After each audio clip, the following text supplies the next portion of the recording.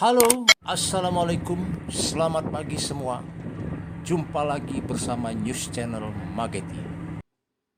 Kali ini News Mageti akan membahas tentang peristiwa gempa merusak di Sulawesi Barat yang pernah terjadi pada tanggal 14-15 Januari 2021 dan 8 Juni 2022.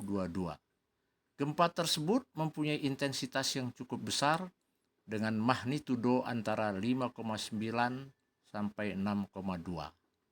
Dampaknya telah meruntuhkan sejumlah bangunan, menghilangkan harta benda, serta 89.000 lebih pengungsi. Bahkan ada sebanyak 109 korban jiwa yang tercatat. Ancaman bahaya geologi, gempa, tsunami, dan longsor selalu menjadikan masyarakat setempat menjadi cemas. Hari ini, tanggal 6 Juli 2022, diadakan pembahasan tentang gempa itu dalam webinar Mageti, ITS, dan Pemda Sulawesi Barat dengan tema Belajar dari Kejadian Gempa Sulawesi Barat. Sebelumnya, untuk mengingat kejadian tersebut, mari kita simak informasi berikut ini. Salam Mageti.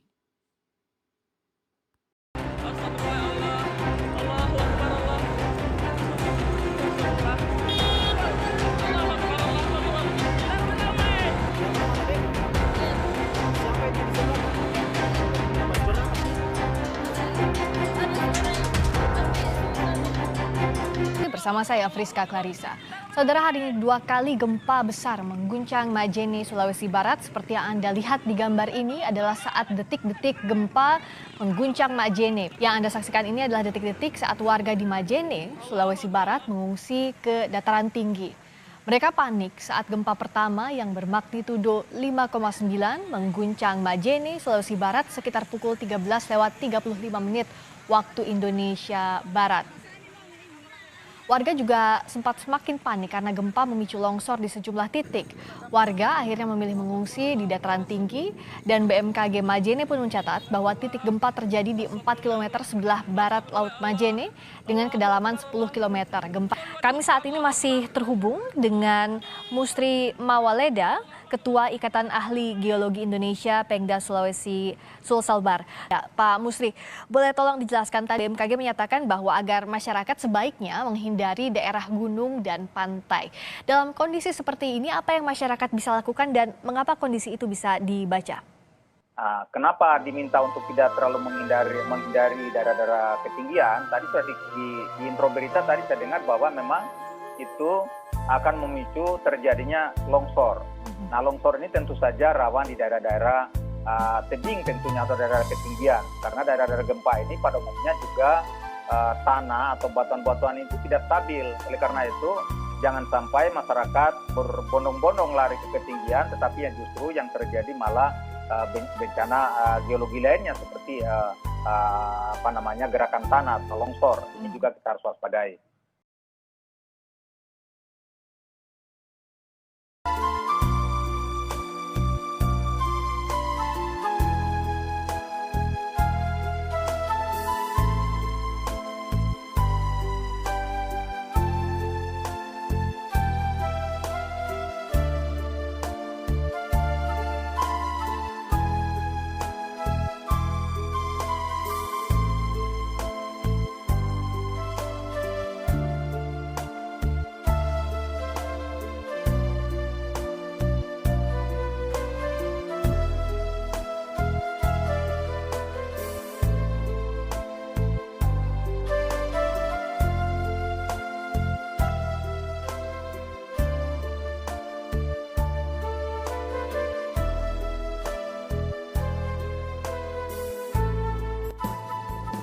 Kejadian gempa yang berulang ini membuktikan bahwa wilayah kami, Provinsi Sulawesi Barat, merupakan daerah yang rawan akan bencana.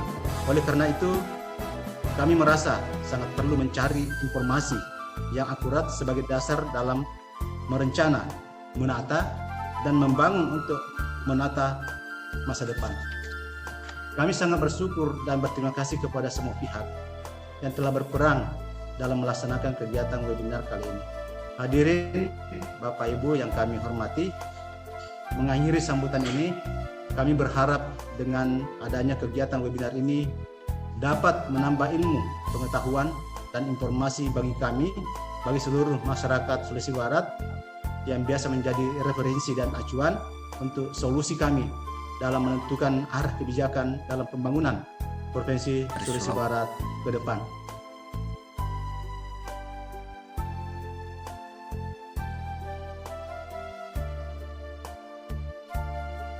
Tadi kedua narasumber juga melihat bahwa telah terjadi 10 kali gempa yang cukup besar dalam tempo 100 tahun ini.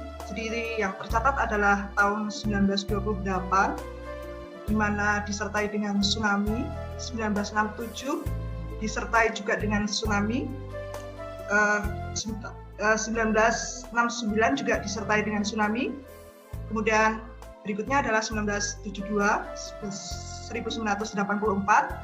tahun 2006, tahun 2010, tahun 2018, tahun 2021, dan yang terakhir adalah tahun 2022, di mana kemarin terjadi tanggal 8 Juni tahun 2022. Nah, berikutnya tadi juga kita sudah mendengarkan penjelasan dari Pak Awan Satyana, di mana beliau juga menjelaskan data seismik perminyakan yang menunjukkan deformasi di Sulawesi Barat, di mana diskusi yang beliau paparkan adalah gempa dan tsunami yang pernah terjadi di Sulawesi Barat, geologi dan tektonik yang terjadi di Sulawesi Barat, deformasi lipatan dan seismik yang terjadi di Sulawesi Barat, serta pemahaman geologi untuk tanggap bencana. Kemarin terakhir itu kan kalau nggak salah sudah 18 kali kejadian gempa ada yang diikuti oleh tsunami atau tidak ya, sudah 18 kalian lah kalau saya nggak salah itu. Nah itu kan sudah menjadi lesson learned lah untuk pemerintah, untuk kita semua, bahwa sesar Palu Koro itu ya memang sangat aktif dan berbahaya ya, sama dengan di Sulawesi Barat inilah. Cuman apa kita sebagai saintis ini tidak bisa meyakinkan pemerintah, atau memang pemerintahnya yang nggak peduli dengan kondisi kebencanaan di Sulawesi Tengah atau Sulawesi Barat gitu. Kenapa nggak bisa sampai pemerintah tuh berani membuat suatu buffer zone ya, seperti yang kita dengar di New Zealand atau di Amerika lah, ada itu buffer zone 20 meter kalau nggak salah 30 meter dari garis patahan tersebut. Nah itu kira-kira di mana nggak nyambungnya atau kita ada PP 26 Pak, tentang peraturan di zonasi, termasuk zonasi kalau orang tata ruang menyebutnya sempadan sesar. Waktu itu disebutkan 250 meter di kanan dan kiri sesar. Namun PP 26 ini kemudian dicabut Pak. Di revisi PP 13 zona sempadan sesar nggak ada. Kemudian setelah gempa Palu Koro 2018, gempa Lombok ini akan dihidupkan kembali. Dan ini mudah-mudahan nanti, dan sekarang kenyataannya kalau Bapak Ibu sempat berkunjung ke wilayah Palu ya, yang ada buffer zone-nya, itu mungkin sebagian dari lokasi zona fall rupture hazard zone dari Patahan Palu Koro ini sebagian sudah didirikan kembali. Padahal di situ jelas sudah ada peraturan bahwa dilarang untuk melakukan katakanlah pembangunan di jalur zona ataupun sempadan sesar aktif. Nah ini kembali lagi kalau eksekusinya mungkin ya teman-teman di pemerintah daerah saya kira yang ini. Kalau yang dari pusat sifatnya sih membuat peraturan kemudian mendorong untuk bisa dijadikan acuan ataupun rujukan ya bagi teman-teman yang ada di pemerintah daerah untuk mengeksekusi apa yang menjadi rekomendasi dari daerah, terutama dalam melakukan upaya-upaya mitigasi ya. Sebagai contoh aja, masukan dari Badan Geologi terkait dengan kawasan rawan bencana gunung api dijadikan acuan untuk revisi tata ruang. Mudah-mudahan sih yang ada di wilayah Sulawesi Barat dengan pengalaman gempa tahun 2021, kemudian 2022, dan mumpung tsunami-nya belum terjadi, ini masih bisa dilakukan upaya-upaya penataan ruang yang berbasis data-data kemitigasian. Demikian, silahkan Pak Awang kalau ada tambahan. Ya, saya pikir sudah lengkap ya dari Pak Partoyo ya. Jadi intinya itu ada dua upaya kalau saya lihat ya. Pertama menaruh di aturan ya, aturan dari pusat sampai ke daerah. Itu yang dia, tapi meskipun demikian kan ada pelanggaran juga dari Pak Partoyo cerita. Nah, kedua mungkin pengawalan gitu, dikawal oleh badan Pemda. Misalnya Badan Geologi memetakan memitigasi hasilnya ini, dan nanti dikawal oleh dinas ya, Kanwil atau semacam itulah. Jadi kantor dinas di daerah gitu. Kan misalnya yang membangun, yang punya RT/RW misalnya dari pihak gubernur atau apa gitu. Nah, terus pada saat disosialisasikan RT/RW itu, si dinas ESDM-nya mewakili Badan Geologi menyampaikan gitu pendapat-pendapat seperti itu, bahwa ini daerah merah gitu, daerah merah ini rentan bencana seperti itu. Karena kalau tidak seperti itu kan otomatis kita hanya memitigasi, tapi kemudian nggak digunakan gitu, sayang sekali kan. Sampai akhirnya bencana terjadi. Nah, seperti Palu juga saya pikir begitu gitu. Likuifaksi Badan Geologi, media-media kan sudah menyampaikan gitu sebelumnya itu. Terus nggak diindahkan, akhirnya terjadi seperti itu. Baru mungkin jadi pelajaran. Sayang sekali kan. Akhirnya bencana yang seperti Pak Partoyo tadi ceritakan di Pangandaran, bencana yang menggusurnya gitu. Nah, supaya jangan terjadi seperti itu, mungkin begitu, menaruh di aturan-aturan yang akan ditaati oleh Pemda, tapi habis itu juga harus dikawal gitu. Nah, yang mengawalnya tentu adalah badan-badan yang mewakili pihak yang melakukan mitigasi tapi di daerah. Dalam hal ini misalnya kantor dinas SDM. Mungkin gitu kira-kira Pak. Dalam bayangan saya seperti itu, pandangan saya. Sebenarnya ke ESDM bekerja sama dengan Badan Geologi itu sudah tepat, karena Badan Geologi itu banyak sekali peta-peta yang sudah dibuat, dan itu semuanya online, jadi tinggal menindaklanjuti. Demikian juga dengan BMKG, itu juga sudah banyak peta-peta yang siap, istilahnya tinggal menindaklanjuti. Jadi kawasan rawan bencana tadi sudah semuanya, tinggal daerah menindaklanjuti seperti itu. Dan mestinya ini peran perguruan tinggi setempat sangat dibutuhkan untuk menindaklanjuti tadi, untuk kerjasama itu. Telah kita saksikan tadi dampak kejadian gempa yang sangat memprihatinkan. Kita berharap kejadian ini tidak terulang lagi. Kedepan, masyarakat setempat khususnya dan masyarakat Indonesia umumnya harus lebih waspada dalam menghadapi ancaman bahaya geologi. Hal ini karena secara geologi, Pulau Sulawesi merupakan salah satu pulau di Indonesia yang secara struktural dikatakan sebagai berstruktur rumit. Hal ini dapat dilihat dari bentuk pulaunya yang unik seperti huruf K. Bentukan pulau yang unik itu tidak lepas dari pengaruh faktor setting regional dan deformasi yang terbentuk dari gaya regional pergerakan tiga lempeng yang berbenturan satu sama lain di kawasan Pulau Sulawesi tersebut.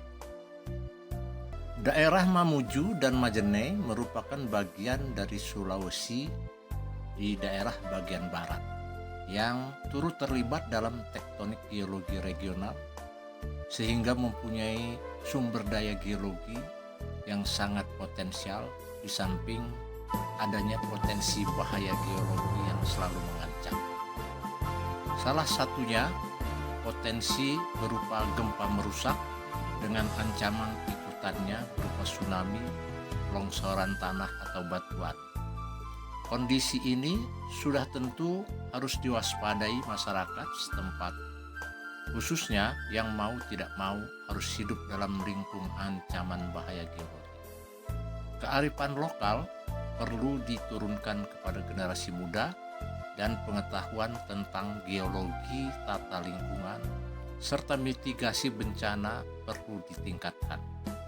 Potensi sumber daya geologi perlu dioptimalkan, namun tetap memperhatikan dan memperkecil dampak penggunaannya. Pemerintah daerah harus menerapkan tata ruang lingkungan yang berbasis mitigasi, di mana di dalamnya mengatur penggunaan lahan yang tepat, yang di dalamnya ada bangunan yang kokoh, bertahan gempa sesuai dengan peraturan tata bangunan atau building code. Perlu adanya subsidi bangunan tahan gempa untuk masyarakat setempat, di samping perlunya peta-peta tematik geologi tata lingkungan untuk memilih land use yang lebih tepat dan lebih aman dan nyaman. Itu mungkin yang dapat kami sampaikan. Semoga bermanfaat. Salam Mageti.